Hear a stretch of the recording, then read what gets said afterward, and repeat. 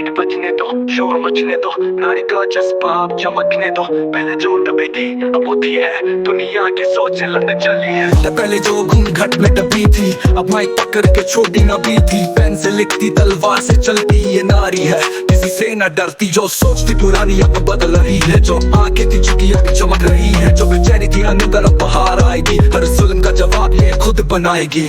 एक कलयुग की नारी अब मजबूर है, जख्म भले गहरे दिल अब नूर है। सीता भी है, दुर्गा भी है, जो सोचे गंदे उसको मिटाएगी है।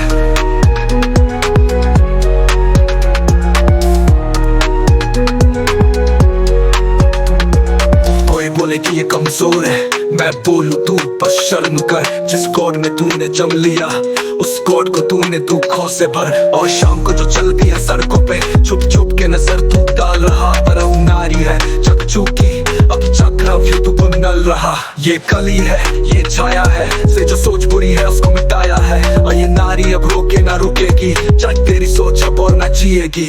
बोलती थी दुनिया घर में रहो, पर जुल्म से अब नारी न डरे।